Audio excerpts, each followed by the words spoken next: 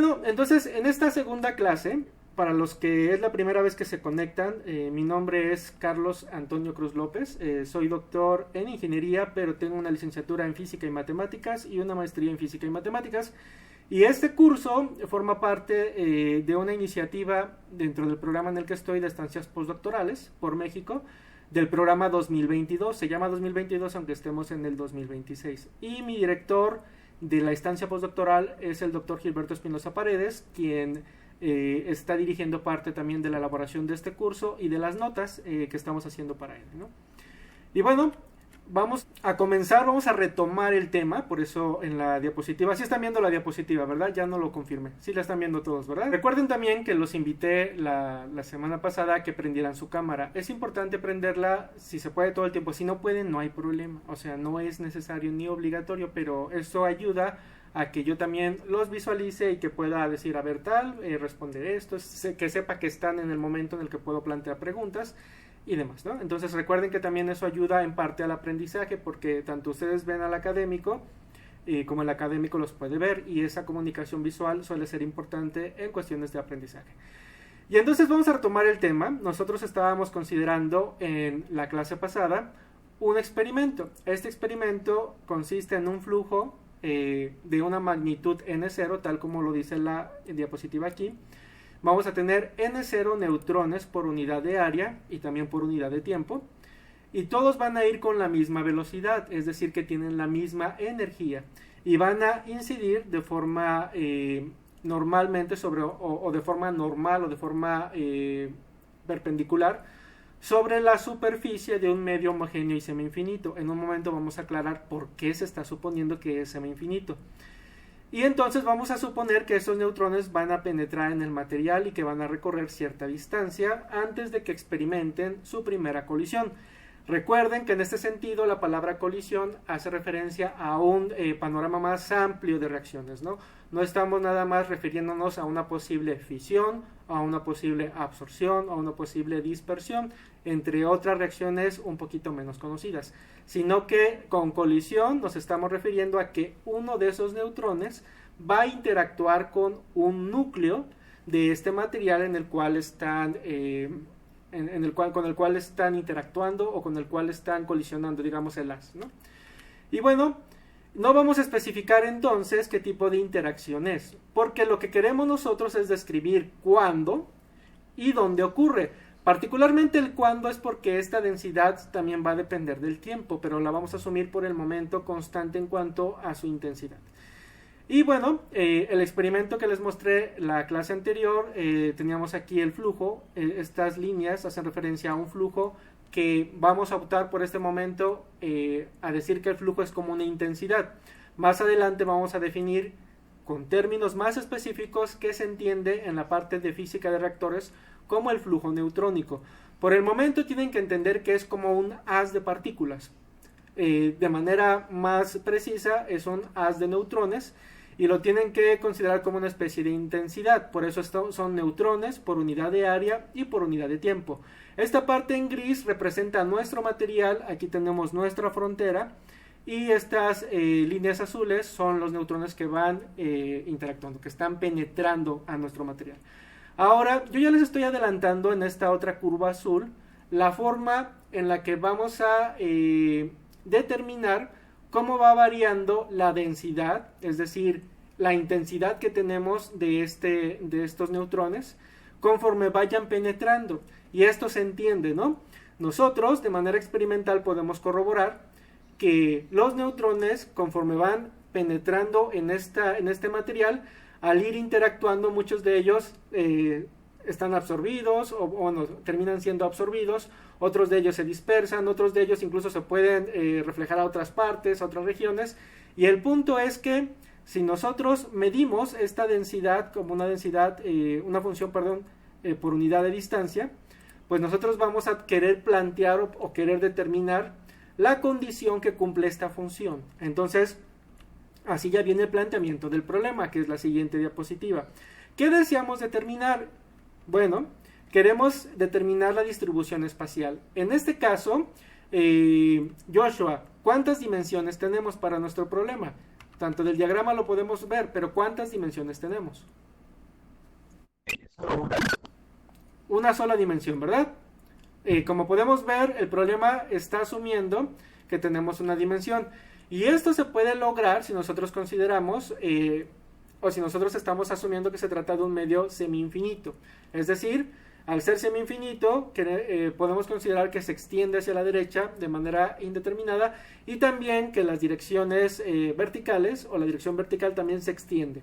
Esto ayuda, por ejemplo, a visualizar el problema al considerar que no nos interesa, por ejemplo, la dirección Y. Por eso es en la geometría que estamos utilizando, estamos analizando un problema con una sola dimensión. Y bueno, entonces por eso es la distribución espacial, pero va a depender únicamente de la posición X. Recuerden que en el diagrama la posición X se está midiendo a partir del borde de esta frontera. Tenemos el X para acá y en este diagrama en particular vamos a considerar un diferencial de X. Lo vamos a ver en un momento. Y ahora, ¿qué variable vamos a definir? Pues bueno, ya aparecía en el diagrama, vamos a definir la variable nx. Esta nx se va a definir como el número de neutrones que logran sobrevivir hasta una distancia x sin colisionar. La idea de que sobrevivan no significa nada más que lleguen ahí, sino, y más concretamente, significa que no han interactuado. ¿Por qué? Jesús, ¿qué tipo de reacción permite que el neutrón continúe su desplazamiento pese a que haya interactuado? Aunque evidentemente lo puede modificar algo de él. Pero Jesús, ¿qué tipo de reacción permite que el neutrón después de interactuar pueda continuar con su recorrido? Y dame un ejemplo de una reacción que no permite que el neutrón pueda continuar con su recorrido. Pues sería la dispersión, ¿no? La que permite que la energía se disminuye. Okay. Y la fisión es la que sí, digamos, pues se detiene, captura el neutrón y se divide en este caso el uranio. Muy bien, excelente. Muchas gracias por tu respuesta, Jesús. Tal como ha comentado Jesús, en la clase anterior vimos algunas reacciones que tienen los neutrones, ¿de acuerdo? Dentro de esas reacciones vimos 3, porque hay una cuarta posibilidad para el neutrón y es que escape. Pero en este caso, como estamos considerando un medio semi-infinito, esa consideración la estamos omitiendo. O sea, no estamos considerando la posibilidad de que el neutrón se vaya de la frontera, porque por eso es un medio semi-infinito. Ahora, tal como acaba de decir Jesús, hay al menos 2 reacciones que hacen que el neutrón no continúe con su desplazamiento. Las 2 de ellas tienen que ver con absorción, pero una es la captura radiactiva, donde se absorbe el neutrón y se emite una gamma, y la otra es la fisión, donde después de ser absorbido el neutrón, ocasiona, absorbido por un núcleo, este núcleo se divide, se produce la fisión y el neutrón, pues bueno, ya digamos, no continúa con su camino. Pero la dispersión, como vimos, es una reacción en donde el neutrón puede volver a emerger después de haber interactuado con un núcleo, pero puede emerger con una energía cinética distinta, en el caso de que hablemos de una dispersión inelástica, o con el mismo tipo de energía, en el caso de que hablemos de una dispersión elástica. Entonces, lo que estamos midiendo aquí es que no haya como tal ningún tipo de interacción, tipo de colisión. Estamos considerando que no va a haber ningún tipo, por ejemplo, de absorción, ya sea la que da lugar a la captura o la que da lugar a la fisión, ni tampoco que hay como tal dispersión. O sea, estamos considerando que ese neutrón, digamos, pasa por o va penetrando ese material sin encontrarse a nadie, ¿no? Digamos, con lenguaje coloquial. Y entonces, a medida que los neutrones avanzan, es evidente que esta función disminuye. ¿Por qué disminuye incluso por lo que acabo de decir Andrés? ¿Por qué puede disminuir incluso, por ejemplo, si hay colisiones elásticas? ¿Por qué disminuye esta variable? ¿Qué es lo que te está midiendo esta variable, Andrés? La cantidad de neutrones en una cierta distancia. Recuerden, muchas gracias por tu respuesta, Andrés, nada más que hay un detalle. Recuerden que esta densidad de neutrones no solamente son neutrones, sino neutrones que no han interactuado, que son distintos a la cantidad que haya. ¿Por qué? Porque aquí podemos tener neutrones jóvenes que hayan tenido una colisión elástica, pero como ya interactuaron, esta función no los toma en cuenta. Esta función, Andrés, solamente toma en cuenta aquellos que no han tenido ninguna colisión. Digamos, de manera totalmente respetuosa y usando un lenguaje que a veces se utiliza en algunos textos.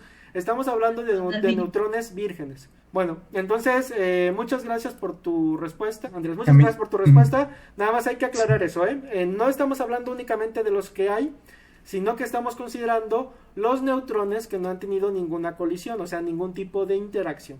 Entonces, en algunos textos se les considera como neutrones vírgenes. Y bueno, vamos a hacer una suposición fundamental. Esta suposición fundamental tiene tanta fuerza, jóvenes, que nosotros vamos a poder deducir todas estas expresiones desde el punto de vista probabilístico.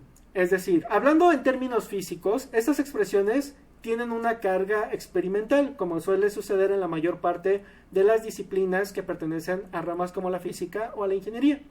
Entonces, muchas de las suposiciones que se hacen se comprueban de manera experimental. Pero vamos a ver algo interesante. Si tú consideras como axioma ciertas cuestiones, puedes llegar a deducir las mismas expresiones que se obtienen de manera experimental. Y eso es algo muy poderoso dentro de la parte de interpretación probabilística de la teoría de transporte de neutrones. Y lo vamos a estar insistiendo, jóvenes, porque es algo que nos va a permitir conectar en futuros cursos la idea de que algunos códigos o algunos métodos de solución, como es Monte Carlo, tengan sentido aquí. Y bueno, ¿cuál es la suposición fundamental? Vamos a adoptar una hipótesis de carácter probabilístico. ¿Y cuál es esa hipótesis? Vamos a suponer, y aquí voy a ir subrayando en amarillo para que pongamos mucha atención, vamos a suponer que la fracción de neutrones que sufren su primera colisión, o sea que anteriormente nadie los conoció, pasaron como fantasmas a través de este pedazo de material, pero que tienen su primera colisión, que alguien se los encuentra, que interactúan, ya sea para producir una absorción que da lugar a captura, una que da lugar a fisión, o ya sea una dispersión elástica o inelástica, pero la fracción de aquellos que sufren su primera colisión la vamos a plantear dentro de un pequeño intervalo diferencial y la vamos a suponer constante y que no depende de la posición del intervalo. Otra vez, la hipótesis, es decir, algo que vamos a asumir, es que esta fracción de neutrones, es decir, la porción de los neutrones que sufren su primera colisión, si tú consideras un elemento muy pequeño, infinitesimalmente pequeño del material, entonces esa fracción siempre va a ser constante sin importar en qué profundidad estés. Ahorita la vamos a explorar con más calma porque es algo muy poderoso. Y entonces, en otras palabras, vamos a considerar que la probabilidad que un neutrón colisione en el siguiente elemento diferencial, o sea, tú te vas a una posición para un neutrón que no ha tenido ningún tipo de colisión y vas a suponer que en un diferencial, o sea, que en una parte infinitesimalmente pequeña que sigue del material, entonces la probabilidad de que colisione en esa pequeña vecindad es la misma, sin importar qué tan profundo esté, sin importar la posición. Y evidentemente hay dos suposiciones que van a estar o que van a formar parte de los ejercicios. Les comento, muchos ejercicios que he propuesto para este curso no vienen en ningún libro y forman parte más bien de algunas expresiones que sí vienen en artículos que se publicaron desde la década de los 40, 50 y 60. De hecho, si nos alcanza el tiempo, vamos a ver la primera ecuación que permitió determinar que una reacción en cadena para un reactor, que en aquel tiempo no se llamaban reactor, sino pilas de uranio, que era posible. Y esto fue gracias al gran Fermi, algo que a mí me entusiasma hablar porque admiro mucho a Fermi. Bueno, entonces esta suposición fundamental, traten de aprenderla, aprendan sus partes, y va a depender de dos cosas: que las propiedades del material y la energía permanezcan inalteradas. O sea, si es un material de una sola pieza, o sea, que tiene las mismas propiedades por donde vayas avanzando, entonces esto es cierto. Pero en algunos de los problemas que vamos a ver, vamos a asumir que tienes un material y luego viene otro y luego viene otro, y entonces las ecuaciones cambian. Entonces, esta suposición depende de que el material tenga las mismas propiedades, que sea homogéneo, y la segunda, que la energía del neutrón continúe siendo las mismas, ¿no? La misma, perdón. Y bueno, entonces vamos a construir la ecuación diferencial que ya habíamos visto en la clase pasada, pero ahora la vamos a construir con una naturaleza distinta. Recordemos que Nx representa el número de neutrones que han sobrevivido, es decir, que llegaron al punto X sin colisionar, son vírgenes en el sentido propio de que no han interactuado con nadie. Bueno, y ahora vamos a tomar un diferencial. Es importante comenzar a introducir la idea de diferenciales. En este sentido, Eduardo, ¿cómo podemos definir de manera elemental un diferencial? Como un cambio. Excelente, muy bien. Primero, Eduardo, muchas gracias, Eduardo. Excelente tu respuesta. La idea es que es un cambio, pero ¿de qué tamaño es ese cambio, Eduardo? Infinitesimal. Muy bien, o sea, infinitamente pequeño. O sea, es un cambio tan pequeño que se puede considerar como el cambio que se debe a un instante de tiempo. Y ahora, muchas gracias por tu respuesta, Eduardo. Entonces, este diferencial va a ser el número de neutrones cuya primera colisión, o sea, que van a interactuar, pero ¿en dónde? En un intervalo diferencial de X. Entonces este término va a representar una disminución, va a representar una pérdida en el término de los neutrones que están sobreviviendo. O sea, digamos, los neutrones sobrevivientes son aquellos vírgenes que no han interactuado con nadie. Tomas un diferencial y ese diferencial van a ser aquellos que van a sufrir su primera colisión, su primera interacción dentro de un intervalo muy pequeño, o sea, infinitamente pequeño. Y pues bueno, sabemos que este diferencial es negativo. ¿Por qué es negativo, Isaac? ¿Por qué lo podemos considerar como negativo? Habíamos dicho que era porque disminuía el flujo de neutrones, ¿no? Es porque disminuye. Excelente, Isaac. Tal como acaba de decir Isaac, como también nos dice la física, la idea es que conforme van penetrando, la posibilidad de que interactúen va aumentando. Y entonces, como esta n de x mide una densidad por unidad de área, por unidad de tiempo, la idea es que va disminuyendo y por lo tanto el cambio es negativo, el cambio al que hizo referencia uno de sus compañeros, y por lo tanto el diferencial es negativo. Y bueno, vamos a ponerle un signo menos porque conviene que trabajemos con cantidades positivas, tanto porque vamos a hablar en términos de probabilidades y sabemos que las probabilidades son cantidades positivas, como por el hecho de que cuando estemos analizando cocientes también es importante que las cantidades que tengamos sean positivas para que podamos hacer una interpretación adecuada de ellos. Entonces, la suposición que dijimos hace un momento y la cual quiero que se graben en su alma porque de verdad que es muy importante y tiene un nombre en física, porque en física esto que les estoy diciendo se presenta en muchos fenómenos, y tiene un nombre que se llama efecto de no memoria, que es lo contrario al efecto memoria. El efecto de no memoria es que algunos sistemas parecen como nuevos sin importar el tiempo que vaya avanzando, sin importar la cantidad que vaya avanzando de su variable independiente. Lo vamos a ver más adelante, ¿no? Entonces, la idea aquí es que esta suposición establece que la fracción de neutrones que colisionan en el siguiente diferencial es constante. Es lo que tenemos que considerar. Y bueno, entonces matemáticamente lo podemos poner así.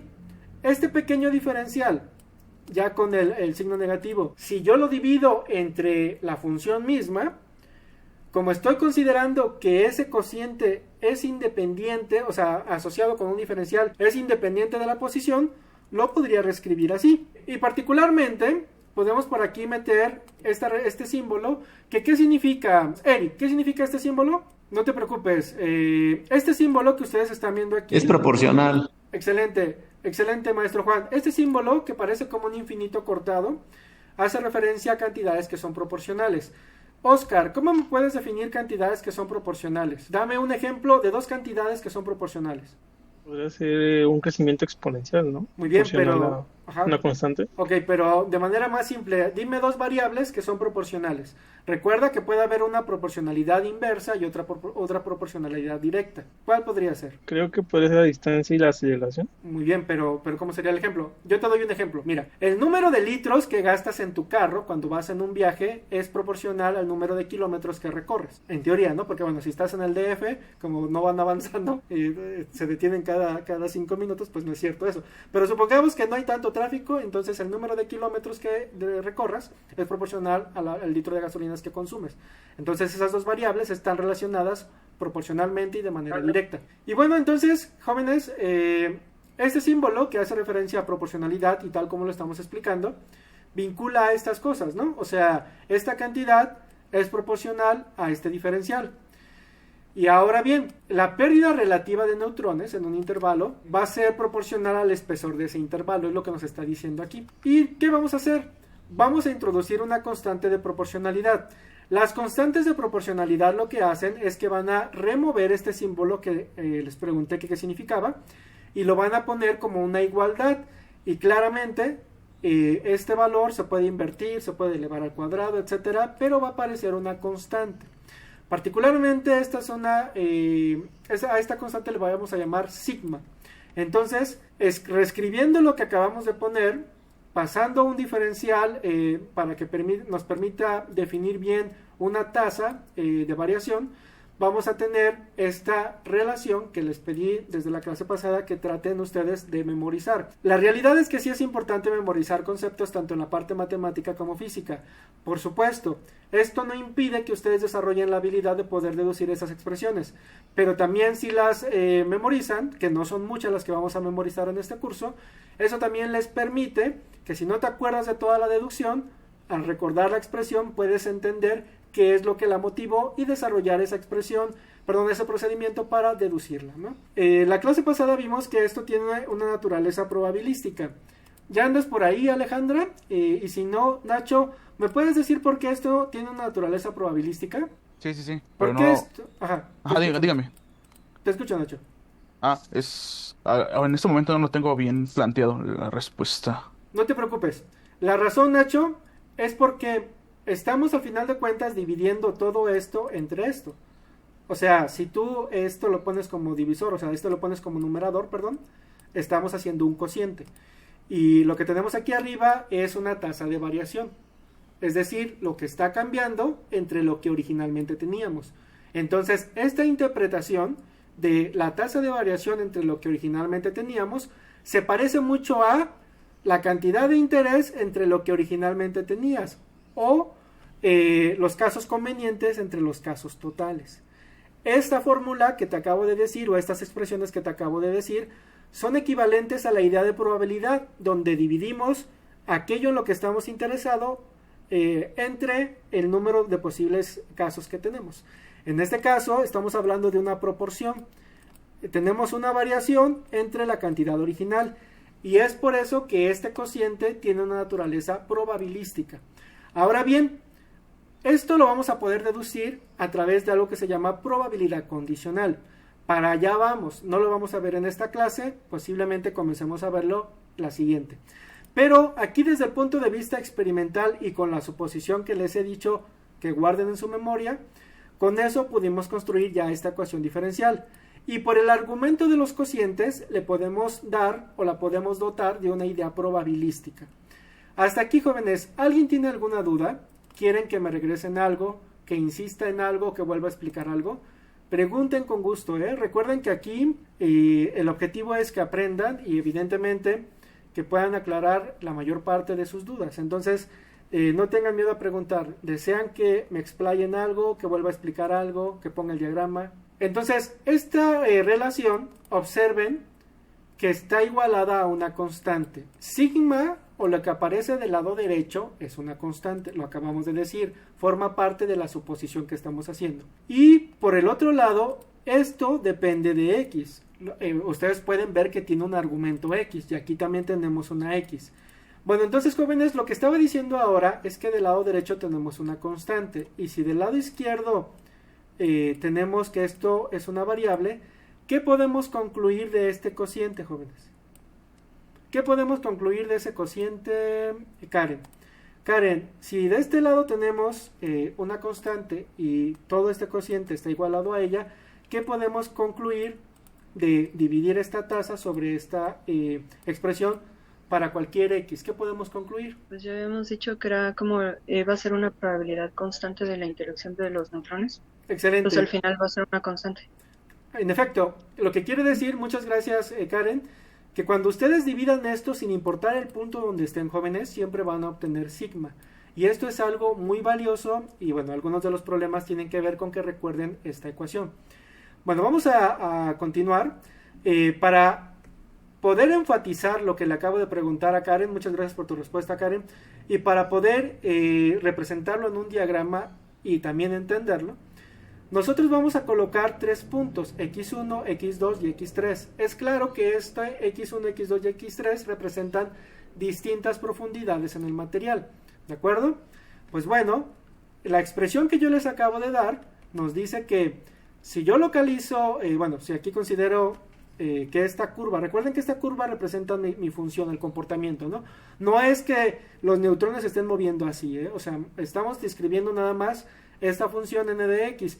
¿Cómo dijimos, Oscar, que se definía n de x? Es la tasa de neutrones. No, Oscar. Sin interacción, ¿no? Que no interacción. Es una densidad por unidad de área que nos dice la cantidad de neutrones que han avanzado hasta la posición X sin tener ninguna colisión, o sea, sin que no han interactuado. Son los neutrones por unidad de área vírgenes, ¿de acuerdo? ¿Sí? Entonces, la curva que están viendo ustedes, muchas gracias por tu respuesta, Oscar. Esta curva que están viendo es que yo ya les estoy adelantando el comportamiento de la función, me refiero de la solución. Pero la idea que está mostrando es que va disminuyendo, es decir, la cantidad de aquellos que llegan vírgenes a la posición X va disminuyendo conforme aumenta la profundidad del material. Entonces estoy localizando esta posición que es la X1. Posteriormente, según la expresión que acabamos de desarrollar, si yo calculo este cociente utilizando el valor X1, por eso estoy dividiendo sobre n evaluado en X1. ¿Y qué significa este símbolo que estoy señalando, Andrés? Este símbolo que estoy señalando de este lado, no el diferencial, sino este, ¿qué significa? Que se evalúa de x igual a x1. Muy bien, excelente, muchas gracias, Andrés. Esta notación que le acabo de preguntar a Andrés, chicos, significa la evaluación. Y permítanme que insista, pero he visto que en ocasiones algunos estudiantes, cuando quieren evaluar esta derivada, ponen x1 aquí. Y eso no es adecuado, no es una notación adecuada. Porque si tú pones x1 aquí, estás obteniendo otra cosa, estás derivando con respecto a x, n evaluado en x1. Y como n evaluado en x1 va a ser un número, esa derivada valdría 0. Por eso, para indicar que la derivada se está evaluando en x1, pones este símbolo, ¿de acuerdo? Esto es como notación, yo sé que la mayoría de ustedes lo saben, pero para quien tenía duda, lo relacionamos así. Ahora, para el siguiente punto en la profundidad, que es x sub 2, nosotros volvemos a localizar ese punto, y si realizamos el cociente, ahora evaluado en x2 o en x sub 2, que es otra profundidad, esto también me debe de dar la misma constante. Y esto ya comienza a darnos una idea de lo que es el efecto memoria para este tipo de interacciones. Lo voy a insistir ahorita. Pasamos lo mismo para x3, calculamos el cociente y volvemos a obtener la misma constante. Pues bien, jóvenes, esto significa que esta probabilidad, que ya vimos que es constante, también es independiente de la profundidad. Es como si los neutrones no tuvieran memoria. Aquí no pasa como con sistemas que se van desgastando. Si el neutrón recorrió hasta x1 sin ninguna colisión, la probabilidad esta de que interaccione en una vecindad a partir de este x1 es independiente de qué tan profundo sea x1. Esto es distinto con otros sistemas físicos. Por ejemplo, la probabilidad de que se te descomponga una parte mecánica después de haberla utilizado muchos ciclos, sí aumenta conforme los ciclos, ¿no? Si pasan muchos ciclos, el material va sufriendo desgaste mecánico, de torsión, etcétera, y esto da lugar a que su probabilidad de que falle sea mayor. Pero aquí observen lo que está pasando en este diagrama. En este diagrama les digo que esta probabilidad, este sigma, es independiente de qué tan profundo sea. O sea, que no le importa al neutrón su pasado. El pasado no importa porque la probabilidad de que tenga una interacción en un diferencial a partir de este x1, esa probabilidad es constante y no importa si es x1, si es x2, si es x3. Es decir, el neutrón no se nos va desgastando, jóvenes. El neutrón sigue siendo, por decirlo de alguna forma, igual de virgen. Y esto contrasta con la memoria que tienen algunos sistemas. Ya les di un ejemplo, el de las fallas de los mecanismos. A ver, Nacho, ¿puedes pensar en otro ejemplo de un sistema que sí tenga memoria y de otro que no tenga memoria? Un sistema muy simple, no tiene que ser algo complejo. Bueno, aunque si lo puedes dar complejo, porque sé que tú le mueves a lo de los sistemas de reactores, porque me lo ha dicho el doctor Gilberto, me parece con acoplamientos ya algo muy interesantes, pero si puede ser simple, mejor. ¿Alguna idea de algún sistema que su probabilidad de que algo ocurra sí depende de lo que haya sucedido? Bueno, del que tenga no memoria podría ser la parte de un resistor eléctrico. Ok, muy bien. ¿Qué pasa con el resistor? Bueno, cuando se corta la corriente, el voltaje cae a cero instantáneamente. Entonces no recuerda cuánta corriente había en ese momento. Bueno, podría ser así, aunque la idea aquí es que afecte su funcionamiento. Les voy a dar yo otro ejemplo. Muchas gracias por tu respuesta, Nacho. Miren, Sí. consideremos ahora, jóvenes, vamos a pensar en otro experimento, ¿de acuerdo? La idea es que estamos tratando de abordar un fenómeno físico que no importa cuántas veces haya ocurrido, ya que la probabilidad de que ocurra en un diferencial, recuerden, es en un diferencial, es independiente, ¿no? Pensemos, por ejemplo, ya vimos el ejemplo de las fallas mecánicas. Consideremos una persona que se ha enfermado muchas veces.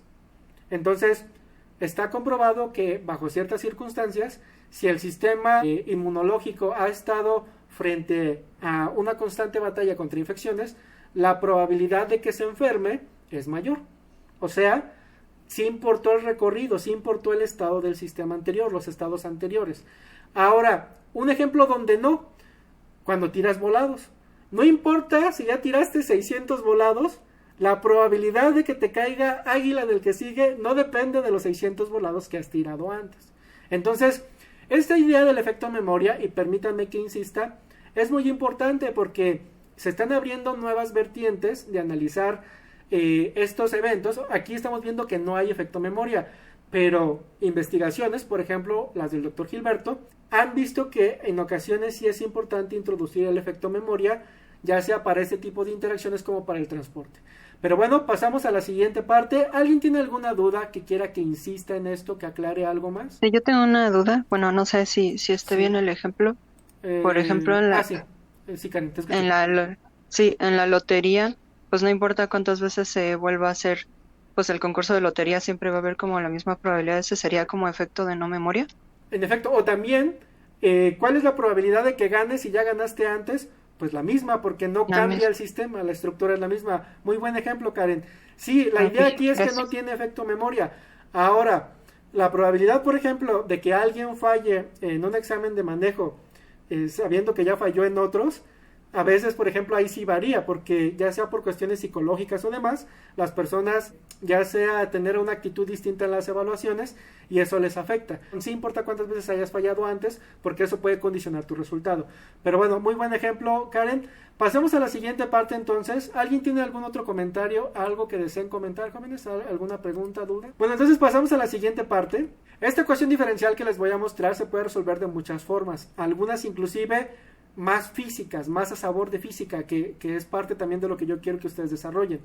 Si bien yo estoy más fascinado con las partes matemáticas y la parte analítica, sí es importante que nunca dejen de separar la parte física. Entonces, la primera solución que vamos a ver es más matemática, la de ecuaciones, la de variables separables, perdón. Y la que vamos a ver después, esa no, esa ya tiene una interpretación geométrica, hablando en términos geométricos en el sentido de algo que va incrementando. Pero bueno, partimos de la ecuación diferencial, esta ya la tenemos. Lo único que he hecho es que he pasado el elemento que teníamos de este lado, del lado derecho, y bueno, esta es otra manera de formular la misma relación, y esta quisiera también recomendarles que se la aprendieran. El cociente que yo les enseñé, y que insistimos en la diapositiva anterior, sirve para vincular esto con el efecto memoria, pero ahora vamos a vincular esto con el efecto poblacional. Escrita de esta manera, lo que dice, jóvenes, esta ecuación es que la tasa de variación, me refiero de aquellos neutrones que no han interaccionado hasta llegar a la posición X, que no han tenido ninguna interacción, que son vírgenes, por decirlo de alguna forma, es proporcional los neutrones que hayan llegado hasta esa posición sin interaccionar. Dicho de otra manera, ¿cuánto cambia la variable en la posición X? Es proporcional a la variable en la posición X. Y esta es una ecuación de crecimiento exponencial que posiblemente hayan visto. Bueno, en este caso sería de decrecimiento exponencial. Si yo pusiera en lugar de un menos aquí un más, ¿me podrías dar un ejemplo en términos poblacionales, Fernando Pacheco? ¿Me puedes dar un ejemplo de qué significaría esto en términos de crecimiento poblacional si no estuviera este menos, si tuviéramos un más? ¿Sí tienes micrófono, Fernando? No está por aquí Fernando. Francisco Javier, ¿está por aquí? Sí, aquí estoy. Excelente. Francisco, ¿me podrías dar un ejemplo de esta ecuación tal como está escrita que tenga que ver con lo poblacional? Por ejemplo, lo que se me viene a la mente sería un crecimiento de bacterias, ¿no? Tenemos nuestro cultivo y entonces conforme pasa el tiempo o cambian la temperatura, las condiciones, sería un crecimiento, o sea, de que hubiera pues, muchas más bacterias y pues, crecerían de manera exponencial. Excelente. Bueno, la realidad es que este ejemplo que has dado me lo diste Francisco, ¿verdad? El ejemplo que ha dado Francisco está muy bien, jóvenes, y lo vamos a aterrizar un poquito más. Porque nosotros, al menos en mi caso, que no tengo mucho contacto con el análisis del crecimiento de bacterias, quizá no lo he observado nunca. Pero el ejemplo que dio Francisco es muy preciso. Y yo lo voy a tratar de aterrizar con un ejemplo un poquito más concreto y un poquito más ajustado. El crecimiento de los conejos. Ustedes saben que la población de los conejos suele utilizarse para indicar que hay cosas que crecen demasiado, se reproducen muy rápido. Y lo pueden pensar de la siguiente forma, jóvenes. Si aquí no tuviéramos un signo menos, la idea sería, ¿cuánto crece el número de la población de los conejos? Es proporcional a cuántos hay. ¿Por qué? Porque si hay más conejos, pues pueden interactuar entre ellos más y reproducirse. Entonces la variación esta va aumentando conforme haya más conejos. En pocas palabras, si tienes muchos conejos, la tasa de variación que va a haber va a ser mayor porque va a ser proporcional a los conejos que hay. Entonces, esta ecuación que están viendo ahorita, bueno, no sé si quedó claro el ejemplo, si no me pueden preguntar y lo podemos aclarar un poco, pero es lo que está mencionando Francisco en su respuesta. Se ha observado que que la cantidad de bacterias aumenta de manera proporcional a la cantidad que hay. O sea, el aumento de bacterias, la tasa de variación de bacterias, es proporcional al número de bacterias que hay, pero en ese caso para cierto tiempo. Si nosotros consideráramos esto como la población de conejos y en lugar de la variable X tuviéramos una variable del tiempo, entonces estaríamos hablando de esta cuestión de crecimiento que les he dicho.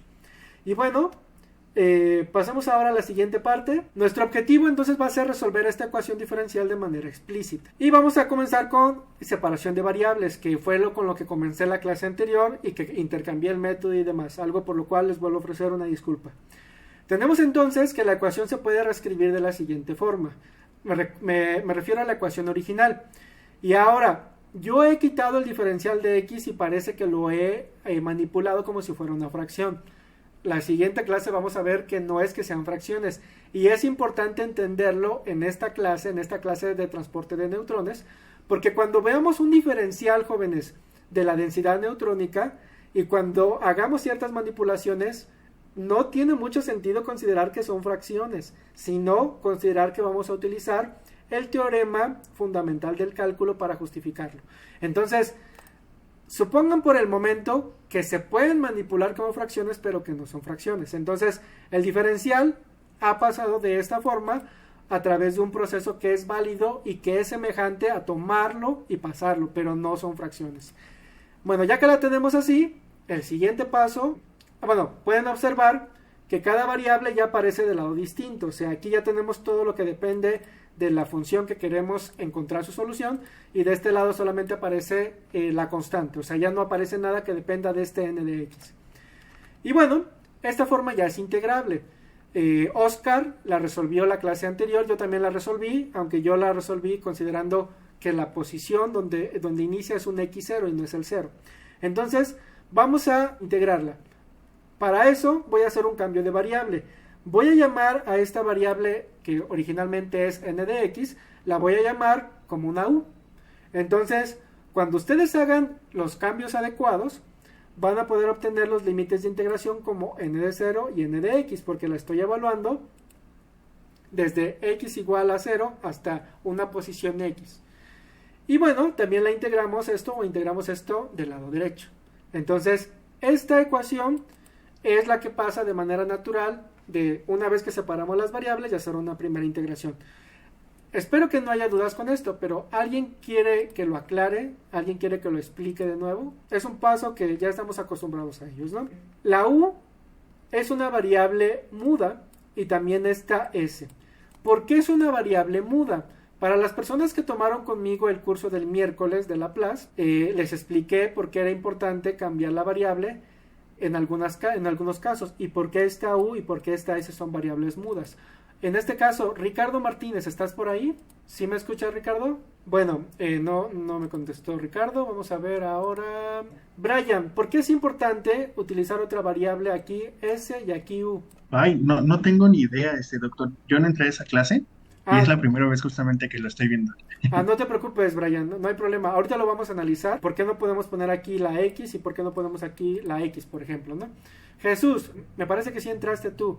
¿Por qué conviene que utilicemos otra variable? Por ejemplo, aquí que es más fácil analizarlo. ¿Por qué aquí no pusimos el diferencial de X acá? Pues en realidad es como para no confundirnos, ¿no? Para decir, va a tomar ese valor y no entrar en conflictos con lo que estamos haciendo, ¿no? Una de ellas, tal como acaba de decir Jesús, muchas gracias Jesús, es para no caer en una trampa en el sentido de que estamos utilizando un límite superior que depende de X. Entonces, si tú pusieras X aquí e integradas de 0 a X, esto podría causar ruido.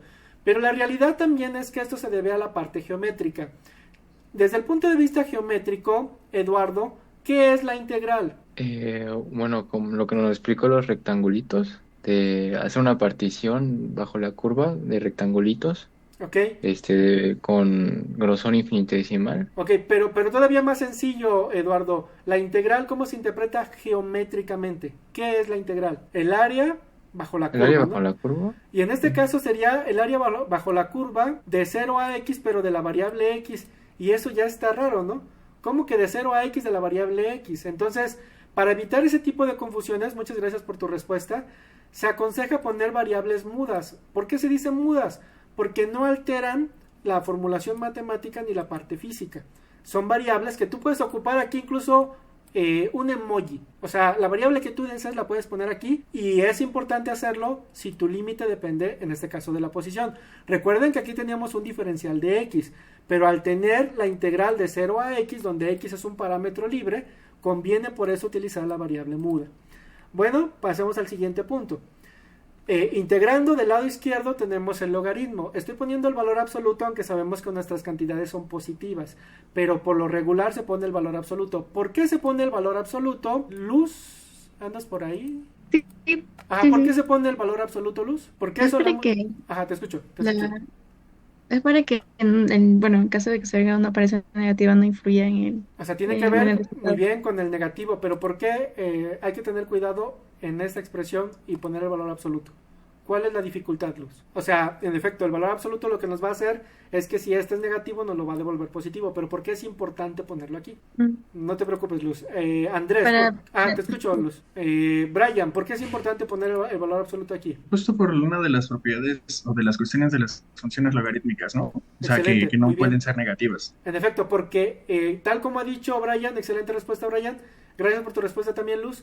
La idea, jóvenes, es que el logaritmo no está definido para números negativos. Y de hecho, para el 0 tampoco. Entonces, el logaritmo solamente tiene sentido para números mayores que 0. Entonces, por eso hay que poner el valor absoluto. Sin embargo, aquí no vamos a correr ese riesgo. ¿Por qué, Jesús? ¿Por qué no corremos ese riesgo? Porque la exponencial es negativa y siempre es mayor a 0 donde estamos midiendo. Porque recuerden, excelente respuesta, Jesús. Recuerden que esta U está relacionada con la densidad por unidad de área de los neutrones y entonces no hay forma de que tengamos menos neutrones, ¿no? O sea, en todo caso desaparecen, pero no tenemos nunca una cantidad o una densidad de neutrones por unidad de área negativa. Y bueno, entonces pasamos a la siguiente parte, evaluando los límites, o sea, esta expresión la evaluamos en X y en 0. Y como tenemos un signo menos, cuando inviertas los signos, por eso te queda así. Sabemos que si sigma es constante, entonces esta integral es bastante elemental. Te quedaría S evaluada de 0 a X. Y bueno, evaluada en 0 te da 0 y evaluada en X te da esto, ¿no? Y bueno, jóvenes, entonces la expresión que obtenemos es esta. Después, reordenando, tomamos o multiplicamos por menos y sumamos de ambos lados esta expresión. Les va a quedar de esta forma y posteriormente tomamos logaritmo de ambos lados y llegamos a la solución que aparece aquí en la pantalla. Jóvenes, ¿tienen alguna duda con esta ecuación que acabo de obtener? Como sabemos que esto sucede, por eso ya quito los valores absolutos y me queda así. Recuerden que N0 es la condición inicial, es decir, cuántos neutrones están llegando a la frontera, o sea, cuántos están entrando, ¿de acuerdo? Esos son los iniciales, los que tenemos. Y son los iniciales que no han interactuado, porque recuerden que no solamente son neutrones, sino que son aquellos que no han tenido ninguna colisión. Bueno, esta solución la bosquejamos la clase anterior, ya ahorita la desarrollamos paso a paso. Y es una solución meramente matemática. No nos importó mucho la física del sistema ni lo que está ocurriendo. Pero en este curso de transporte vamos a ver a lo largo de él algunas soluciones que se apoyan mucho en la parte física. Entonces, si bien ustedes tienen que volverse expertos en algunos de estos temas de ecuaciones diferenciales, de resolución de integrales, etcétera, también es importante que podamos plantear los problemas desde un punto de vista físico, aunque después termine llevándonos a una parte matemática. Hasta este punto, ¿tienen alguna duda, jóvenes? ¿Desean que explique algo de nuevo? ¿No? Recuerden Yo tengo una que... duda. sí. Si en vez de resolver la ecuación diferencial con una integral con límites, la resolvemos con una integral definida y después de eso aplicamos una condición inicial como que en el momento, perdón, en la posición 0 es la... Nos da N0. Ajá. ¿Saldría lo mismo? Ujú. Y si es así, ¿qué diferencias hay entre esos dos métodos? En realidad no hay ninguna diferencia porque este método, al final de cuentas, nos está dando la variable como tal. ¿A qué me refiero? Si quieren lo vamos a desarrollar la duda que tiene Isaac, que es muy buena. Aquí estamos utilizando un método en el cual las integrales son definidas. Me voy a regresar unas diapositivas, jóvenes. Lo que está mencionando Isaac es que aquí estamos usando una integral indefinida, pero después la evaluamos entre los límites. Es decir, aquí estamos considerando esta expresión que les había puesto antes. Si la ven todos, esta es una integral definida. La integral definida es aquella que tiene un límite inferior y un límite superior. Y se llama definida porque estamos dando el intervalo en el que la estás evaluando. Entonces, lo que menciona que adecuadamente Isaac, ¿verdad? Es... Bueno, y a lo mejor la puedes resolver introduciendo una constante y después con tu condición inicial sacar la constante. Entonces vamos a plantearla como dice Isaac. Déjenme abrir Word con el sistema de ecuaciones para que lo vean y podamos explorar la duda de Isaac para que todos la podamos visualizar, ¿de acuerdo? Pueden ver aquí Word, ¿verdad? Entonces Sí, lo que sí. vamos a hacer es lo siguiente. Nos estaba comentando, era Isaac. Nos está comentando Isaac que que podamos considerar la expresión como tal, ¿no? Tenemos esta integral. Y del lado derecho, pues también estamos integrando. Estamos integrando aquí en Oscar, del lado derecho. En la expresión anterior, aquí ya pongo el signo menos si quieren para que nos orientemos. ¿A quién estamos integrando aquí, Oscar? A sigma y un diferencial X, ¿no? Muy bien. Y bueno, esto se puede escribir, sacamos el sigma y tenemos esta integral. Entonces, lo que menciona con buen atino Isaac es que pues hay que hacerlo así y sacamos la constante y después nos echamos la constante con la condición inicial. Esta integral es la misma, ya sabemos que no es necesario, jóvenes, poner el valor absoluto, así que no lo voy a poner ahorita. Y del lado derecho nos quedaría sigma x. Y ahora sí, el pecado de la mayor parte de los que estudiamos ingeniería, también física, y que no nos perdonan a veces los matemáticos puros, y es no poner la constante, ¿no? Aquí estoy poniendo la constante. Pues bueno, esta ecuación nos menciona Isaac, en teoría nos debe de conducir a la misma que acabamos de encontrar, pero hay que ocupar un procedimiento para echarnos esta constante. Lo que tenemos que hacer ahora, antes de podernos echar adecuadamente la constante, es reexpresar esta ecuación en términos de la exponencial. Voy a aplicar la exponencial de ambos lados. Si yo aplico la función exponencial, como se considera que es la función inversa del logaritmo, estaría quitando como tal el logaritmo y de aquí estaríamos aplicando esto, ¿verdad? Y esta fue la solución que había encontrado Oscar. Oscar la había encontrado. Bueno, aquí perdonen, me voy a regresar un puntito, vamos a poner el menos de ambos lados para que no haga manipulaciones extrañas después, y así esto ya me queda de esta forma, ¿no? O sea, pasamos el menos del otro lado, la constante puede quedar más o menos porque al final de cuentas es una constante. Si gustan la dejamos para que se vea bonita con un más, pero podría haber sido menos, no hay problema. Y ahora sí, aplicamos la función exponencial de ambos lados, nos deja la variable u y nos queda esto. Y bueno, por la regla de los exponentes, esto se puede escribir de la siguiente forma, ¿verdad?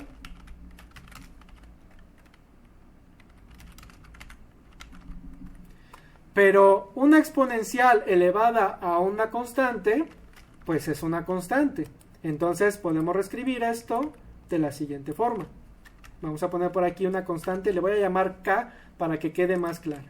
Entonces, jóvenes, tengo u de x es igual a una constante k por esta exponencial. ¿Hasta aquí alguien tiene alguna duda en estos pasos que estamos explorando el método que ha propuesto Isaac? ¿No? Y pues bueno, lo que dice Isaac es, vamos a considerar la condición inicial. Realmente esta u, pues es la función n de x, ¿no? O sea, no hay más con eso. Y entonces, lo que nos dice el problema es que si tú evalúas en x igual a 0, estás evaluando, jóvenes, cómo está entrando el flujo que tienes en la frontera. Entonces, evaluamos en 0. Evaluamos en 0.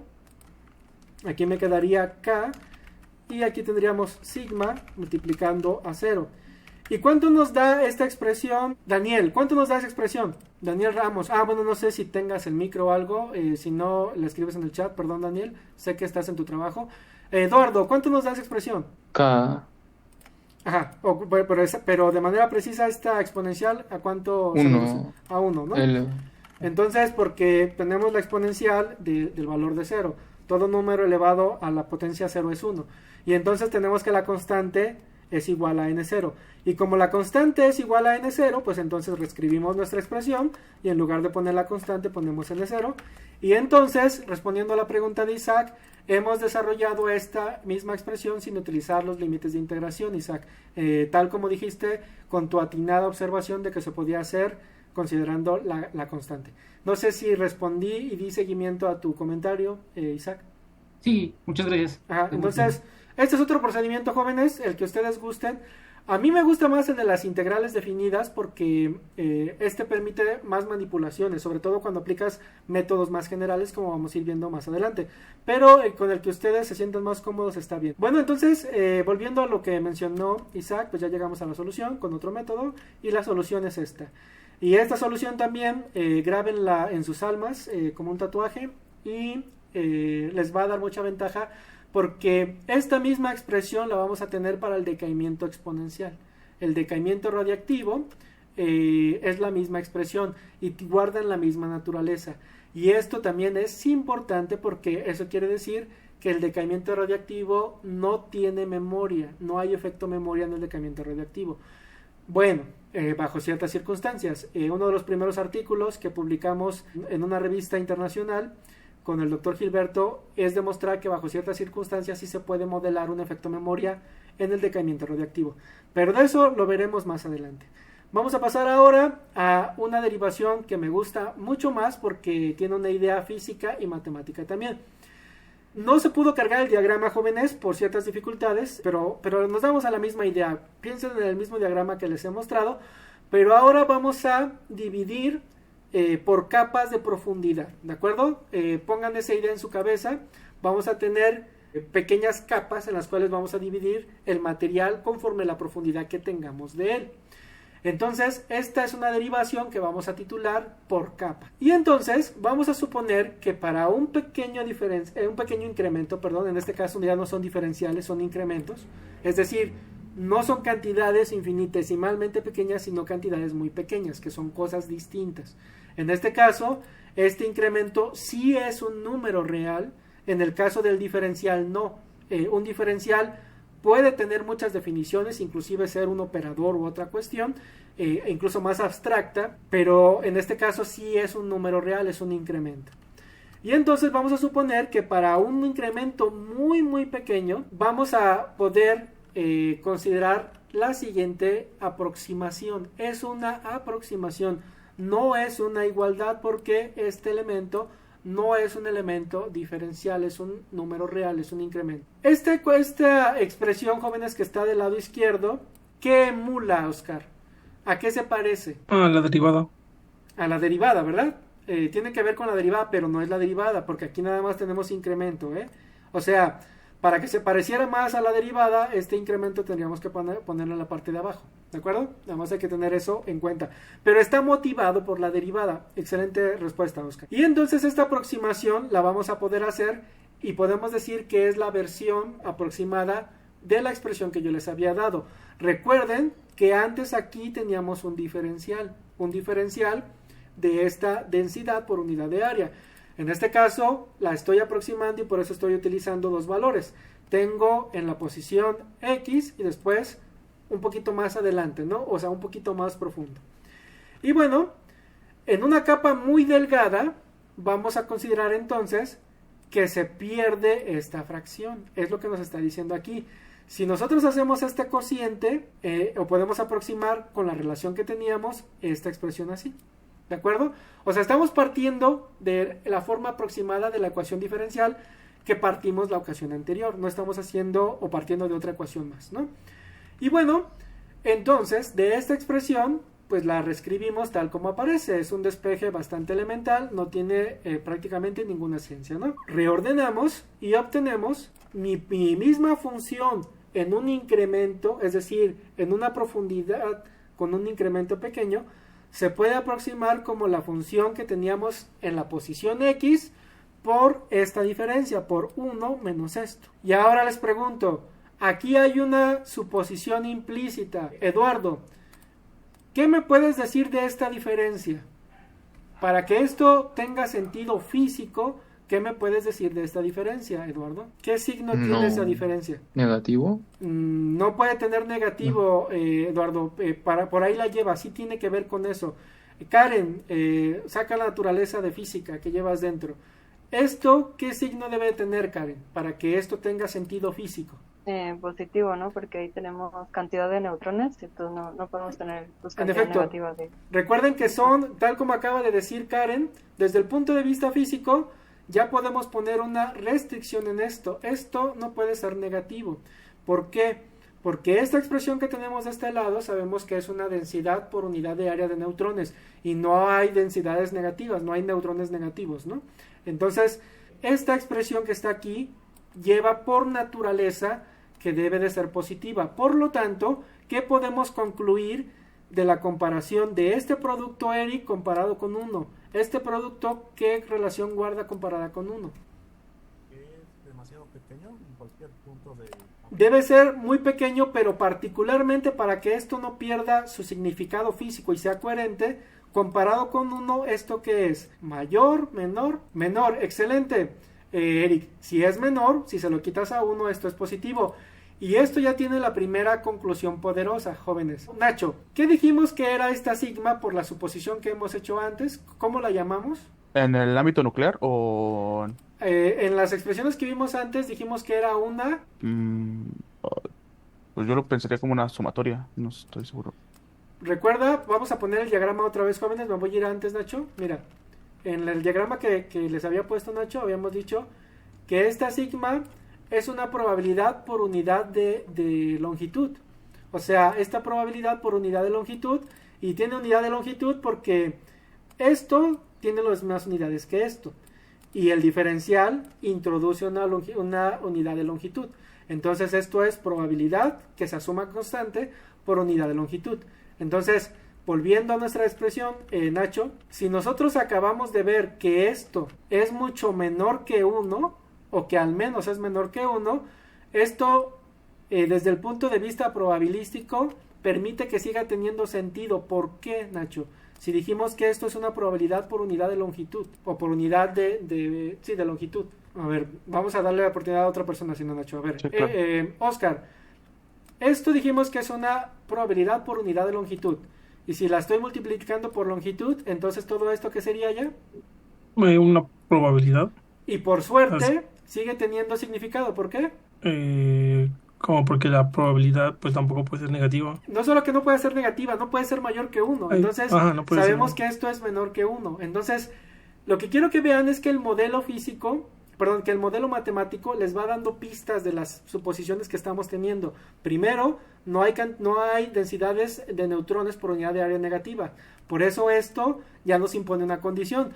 Y luego se confirma nuestra suposición de que esta sigma es una probabilidad por unidad de longitud. Más concretamente y más formalmente, jóvenes, es una probabilidad instantánea, que la vamos a ver más adelante. Entonces, buena respuesta, Oscar. Muchas gracias también por tu intento, Nacho. Y entonces, jóvenes, aún más, ya dijimos que esto es una probabilidad, ¿no? Pues vamos a ver que esto se conoce como un factor de supervivencia en capa. Y va a ser importante cuando veamos más cuestiones de atenuación. Entonces, hasta aquí, ¿alguien tiene alguna duda? ¿Quieren que explique algo de nuevo? ¿Que insista en algo? Pasamos a la siguiente parte, y esta es la parte que me gusta mucho porque tiene que ver con un problema que quizá algunos de ustedes han visto, que se llama interés compuesto. En mi caso, se veía desde la escuela media superior, pero vamos a hacerlo. Estamos deduciendo, recuerden, la misma ecuación, estamos resolviendo la misma ecuación diferencial, pero en este caso lo estamos haciendo con incrementos, no con diferenciales. Entonces observen, en un incremento, para la primera capa, nosotros encontramos esto. Si ustedes hacen que x valga 0 en la expresión anterior, si en esta expresión que estoy subrayando en amarillo, ustedes hacen que x valga 0, este incremento, jóvenes, es un incremento, es una capa, este no vale 0. Este es un incremento, es un número real, como dijimos, un número real positivo. Si ustedes evalúan en 0 esta expresión de recurrencia, entonces obtienen esto, ¿verdad? Hasta aquí todos estamos en la misma sintonía, jóvenes, ¿sí? Ahora, pasemos a la segunda capa, jóvenes. Si yo avanzo 2 capas, entonces ocupen nuevamente esta expresión que teníamos aquí, la cual también deposítenla en su alma, tatúenla en su alma, y si ustedes la evalúan de nuevo, entonces lo que hacen es lo siguiente, jóvenes. En lugar de poner aquí 0, les va a quedar esta expresión, y este factor siempre es el mismo. Pero ahora sustituyen esto que les estoy subrayando en amarillo de aquí.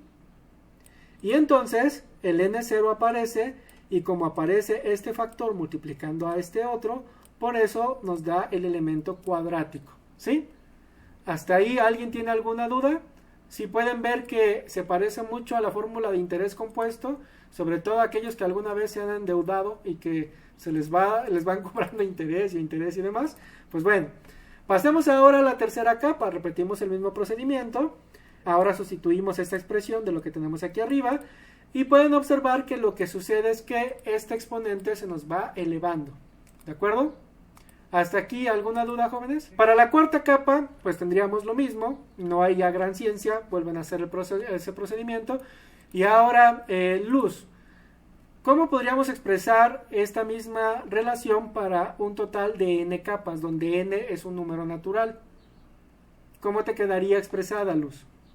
A ver, sería n. N0, ¿ah? N. Multiplicando a. Multiplicando por, supongamos que ajá, este n factor. Bueno, lo voy a poner como m capas, ya. Ajá, y aquí pondríamos ¿a quién pondríamos, Luz? A la m. Bueno, a la n mayúscula, o puedes poner n mayúscula o un natural. Muchas gracias, Luz. Tal como ha dicho Luz, esto de manera repetida, nos da esto, ¿no? Aquí tenemos una n y aquí tenemos la n. Como les digo, es una cuestión por capas. No puse el diagrama, no se cargó adecuadamente, había quedado un poquito bonito, pero pues la idea es elemental. Estamos dividiéndolo, vamos avanzando poco a poco, y lo importante es una aproximación, no es una igualdad. ¿Por qué no es una igualdad? Dijimos, Nacho. ¿Por qué no es una igualdad, Nacho? Isaac, ¿por qué no es una igualdad? Y creo que algo tenía que ver con lo que habíamos visto como con la derivada, ¿no? Excelente. Que algo se parecía a la derivada era nx menos es n. Tal como le está diciendo Isaac, jóvenes, no es una igualdad porque estamos aproximando nuestra relación con incrementos. Y desde el cálculo diferencial sabemos que las derivadas se pueden aproximar a través de pendientes. Si ustedes pasan este incremento dividiendo, van a tener una pendiente. Entonces, la pendiente aproxima la derivada. Y como la relación que nosotros definimos originalmente y que tenemos aquí atrás, la que les pedí que se guardaran en su memoria, Como esta relación originalmente involucra derivadas, esta que están aquí ustedes viendo, entonces se puede aproximar con incrementos. Entonces la respuesta a la pregunta que le hice a Nacho es, se aproxima porque este método parte de no utilizar derivadas, por lo tanto no utiliza diferenciales, sino que utiliza incrementos, ¿no? Entonces nunca pierdan de vista el origen o las suposiciones de los métodos, jóvenes. Y disculpen que les esté haciendo preguntas, pero es la forma en la que no perdemos de vista el foco y lo que estamos haciendo, ¿no? Entonces, tal como nos había dicho, muchas gracias por tu respuesta, Isaac. Tal como nos había dicho esta Luz, gracias por tu respuesta también, Luz. La expresión a la que llegamos es esta. Y ahora, lo que vamos a hacer es que vamos a dividir este incremento en n capas. Como estamos analizando este problema para n capas, voy a recorrer la distancia x de mi diagrama y lo voy a dividir entre n, y así es como tendríamos este incremento. Es decir, el incremento lo voy a definir de esta forma. Anteriormente era un incremento libre, y dado que tengo un medio semi-infinito, no corría problema de estar simulándolo cuantas veces quisiera, porque yo puedo penetrar toda la cantidad que sea necesaria, porque es un medio semi-infinito. Entonces, pero ahora vamos a hacer el paso mágico. Vamos a suponer que este incremento se define así. Como x es una distancia y lo divido entre n, esto es mayor que 0. N es un número natural. ¿Dudas hasta aquí, jóvenes, de por qué estoy haciéndolo así? Pues bueno, continuamos. Entonces, reescribo mi expresión. Esto, n multiplicado por mi incremento. Si ustedes hacen la multiplicación, se me cancela esta n con esta que tenemos de este lado y me queda n de x. Y entonces tengo mi aproximación. Utilizo esta expresión y también sustituyo el incremento y me queda así. Ahora, ya alguno de ustedes va a ir sospechando lo que tenemos de este lado. Sucede, jóvenes, que yo no quiero tener una aproximación, quiero tener una igualdad. Entonces, ¿cómo podría obtener una igualdad, Jesús? Como estoy utilizando incrementos, yo estoy aproximando la interacción, pero ¿en qué caso esto podría transformarse en una igualdad? Cuando el número de intervalos que sea, o el número de pasos o de capas que sea, Jesús. Si andas por ahí. Ajá, se refiere a que... ¿Sí lo escucha? Sí, te escuchamos, Jesús. A que el delta t sea constante y sea el mismo número de... O sea, lo que estamos n. aproximando, Jesús, es que por capas estoy aproximando la interacción. Pero al final de cuentas, estoy suponiendo cosas para un incremento. Este incremento. Entonces, ¿cómo transformo un incremento, jóvenes, en un diferencial? ¿Cómo lo transformo, Brian? Por ejemplo, así que tal como está, ¿cómo podría transformar este incremento en un diferencial? ¿Qué dijimos que es un diferencial, jóvenes? Algo infinitamente pequeño. Y esto, ¿cuándo se va haciendo más pequeño? Cuando aumentamos ¿a quién, Brian? Cuando n tiende al infinito, ¿no? Excelente. Tal como acaba de decir Brian, cuando aplicamos un proceso de límite y este n se hace cercano, o sea, o tiende a infinito, esto se hace infinitamente pequeño. Entonces, en teoría, si yo calculara el límite de esta expresión que estoy señalando en amarillo cuando n tiende a infinito, entonces tengo que poder reproducir la misma expresión que encontramos con el método diferencial. Y es justo lo que vamos a hacer. Vamos a hacer que n tienda a infinito, jóvenes. Cuando lo hacemos, este incremento tiende a 0, no es 0, recuerdo, porque estamos haciendo un proceso de límite, un proceso diferencial. Y entonces, en el modelo continuo, en teoría, la igualdad se va a cumplir cuando hagamos esto. Ahora, te pregunto, Luz, ¿a este valor que estoy subrayando en amarillo le afecta el límite? No escuché mucho tu respuesta, Luz, perdón. No. No le afecta. ¿Por qué, Luz? Pues es el inicio, ¿no? Muy bien, desde el punto de vista físico, porque no te importa cuántos... Muy buena respuesta, Luz, desde el punto de vista físico, porque esta es la cantidad que nos llega en la frontera, entonces no nos importa el número de capas que tengamos. Pero matemáticamente, Luz, también lo puedes ver porque no depende de n. Como no depende de n, de esta n mayúscula, pues esto es una constante, el límite no le afecta. Pero aquí sí tenemos algo interesante.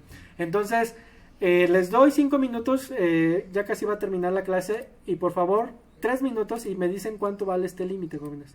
Entonces, jóvenes, ¿ya tienen el límite? Oscar, ¿ya tienes el límite? ¿Cuál es el límite de esa expresión? Bueno, no conozco la forma así de hacer un límite de exponencial, entonces lo busqué, pero Mm. estaba viendo la explicación. Está bien, Oscar. Recuerden que ahorita tienen las herramientas a su alcance. Si no están tan fuerte en cálculo y eso, ya ahorita las IAs nos van a ayudar en eso, pero sí es importante que tú sepas los desarrollos, porque a veces la IA, esto sí te lo puede resolver fácilmente, pero por ejemplo modelos muy duros en los que seguramente algunos de ustedes están trabajando, o como es mi caso, la IA la puedes conducir, y cuando son modelos me refiero que su desarrollo te lleva horas, a la IA la conduces. Entonces, aunque posiblemente no te acuerdes de esto, quizá es importante que lo reconozcas por si tú puedes conducir a la IA que lo haga.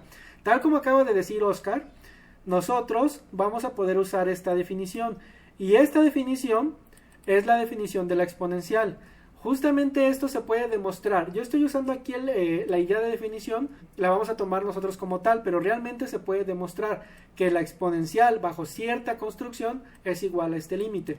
Entonces, si ustedes hacen un cambio de variable, resulta claro que este límite que está aquí no es otra cosa más que la exponencial, y con eso, jóvenes, acabamos de demostrar o obtener la misma expresión, pero por un método que involucra la parte física, no solamente la parte matemática. Es un método más rico en el sentido que nos importa a nosotros, porque no pierde de vista lo que está sucediendo con los neutrones.